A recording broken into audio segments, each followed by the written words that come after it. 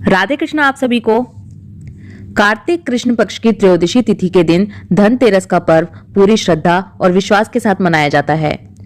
इस दिन को मनाने के पीछे धन्वंतरी देव के जन्म लेने की कथा प्रचलित है।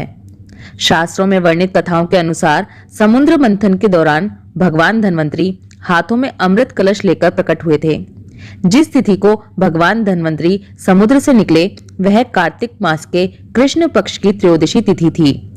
भगवान धन्वंतरी समुद्र से कलश लेकर प्रकट हुए थे, इसलिए इस अवसर पर बर्तन खरीदने की परंपरा चली आ रही है।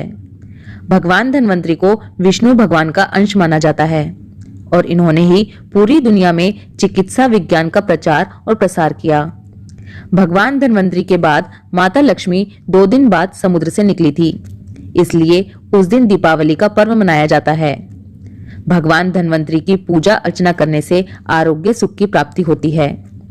भारत सरकार ने भी धनतेरस के दिन को विश्व आरोग्य दिवस के रूप में मनाने की घोषणा की है। इस दिन को मनाने के पीछे धन्वंतरी देव के जन्म लेने की कथा तो है ही, लेकिन एक और भी कथा प्रचलित है। कहा जाता है कि एक समय भगवान विष्णु मृत्यु लोक में विचरण करने के लिए आए। तब लक्ष्मी जी ने भी उनके साथ चलने की आग्रह किया। तब विष्णु जी ने कहा कि यदि मैं जो बात कहूं तुम अगर वैसा ही मानो तो फिर चलो। तब लक्ष्मी जी उनकी बात मान गईं और भगवान विष्णु के साथ भूमंडल पर आ गईं।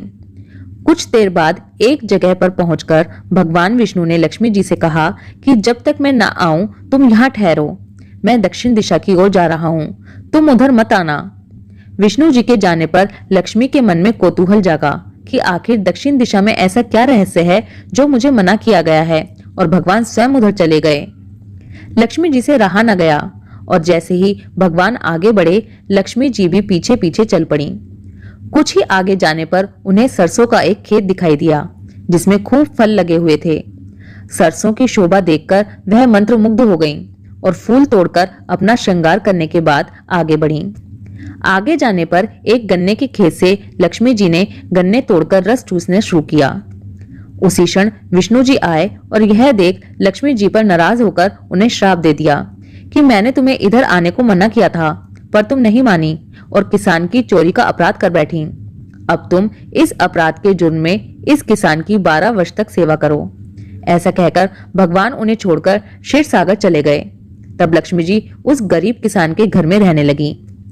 एक दिन लक्ष्मी जी ने उस किसान की पत्नी से कहा कि तुम स्नान कर पहले मेरी बनाई गई इस देवी लक्ष्मी का पूजन करो, फिर रसोई बनाना, तब तुम जो मांगोगी वही मिलेगा।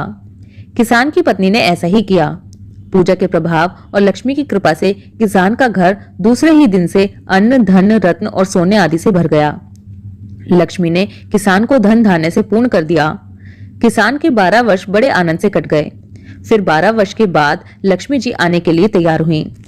विष्णु जी लक्ष्मी जी को लेने आए तो किसान ने उन्हें भेजने से इनकार कर दिया। तब भगवान ने किसान से कहा कि इन्हें कौन जाने देता है, यह तो चंचला है, कहीं नहीं ठहरती, इनको बड़े बड़े नहीं रोक सके। इनको मेरा श्राप था, इसलिए 12 वर्ष से तुम्हारी सेवा कर रही थी। तुम्हारी 12 वर्ष सेवा का समय पूरा हो चुका है। लेकिन तब भी किसान हट करने लगा और हट पूर्वक बोला कि नहीं, अब मैं लक्ष्मी जी को नहीं जाने दूंगा। तब लक्ष्मी जी ने कहा कि हे किसान, तुम मुझे रोकना चाहते हो तो जो मैं कहूँ वैसा करो।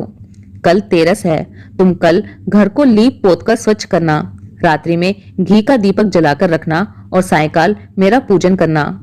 एक तांबे के कलश में रुपए भरकर मेरे लिए रखना। मैं उस कलश में निवास करूंगी, किंतु पूजा के समय मैं तुम्हें दिखाई नहीं दूंगी। इस एक दिन की पूजा से वर्ष भर मैं तुम्हारे घर से नहीं जाऊंगी। यह कहकर वह दीपकों के प्रकाश के साथ 10 दिशाओं में फैल गई। अगले दिन किसान ने लक्ष्मी जी के कथनानुसार पूजन किया। उसका घर धन धान्य से पूर्ण हो गया। इसी वजह से हर वर्ष तेरस के दिन लक्ष्मी जी की पूजा होने लगी और तभी से कार्तिक कृष्ण पक्ष की त्रयोदशी तिथि को धनतेरस का त्योहार मनाया जाने लगा। ये थी धनतेरस के पीछे की कथा। ये कहानी अच्छी लगे तो सभी के साथ शेयर कीजिए, स्पेशली अपने बच्चों को सुनाइए ताकि उन्हें पता चले कि हमारे रीति रिवाज, त्योहार, इन सब के पीछे कितनी प्रसिद्ध कथाएं हैं। राधे कृष्णा।